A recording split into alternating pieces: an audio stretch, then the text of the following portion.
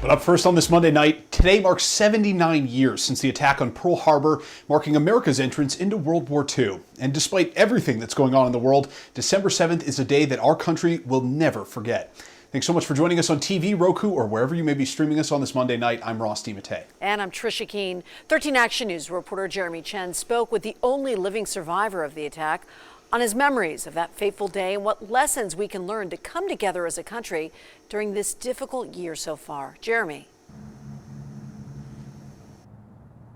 Yeah, Ross and Trish, certainly there aren't too many people anymore that will truly understand the chaos of the Pearl Harbor attack, which occurred on a date which President Roosevelt called a date which will live in infamy. Now, for veteran Edward Hall, he hopes future generations will understand how the country came together after that attack. I see this plane coming across the wrong way, and I see asphalt kicking up on the ramp. What the heck is going on here? The memories remain vivid for 97-year-old Edward Hall, describing the Japanese attack on Pearl Harbor. He was 18 and was working in the kitchens at Hickam Air Base for the Army Air Corps when the attack started. Hall says the Japanese planes were strafing so low he could see the pilot. And this guy's looking down at me, Japanese pilot, had a big smile on his face. Now that's how low he was. After his brush with death, he then began tending to the wounded men while his fellow airmen began battling back. We did what had to be done, and whatever we could do to help one another and the whole situation. But it was a bad day. The shock of the day led to President Roosevelt making his Pearl Harbor speech to the nation, leading America into World War II. You see what happened after that, how the country worked together and got the job done. Why can't they do that in peacetime?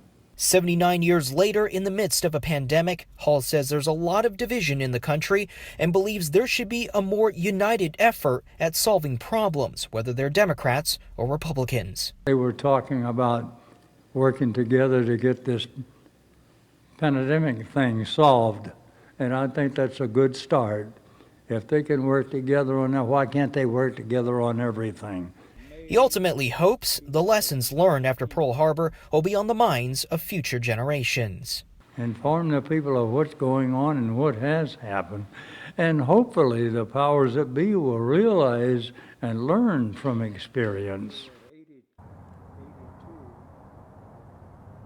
Now, Hall hopes that he'll be able to go back to Pearl Harbor in person when he turns 100. Jeremy Chen, 13 Action News. Jeremy, thank you. And ceremonies to mark 79 years since the attack on Pearl Harbor took place today in Hawaii and Washington. Now, this is video from the ceremony in Hawaii.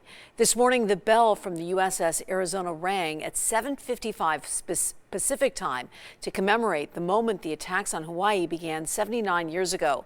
F-22 Raptors also flew overhead in what is known as the Missing Man Formation. That's an aerial salute to fallen service members.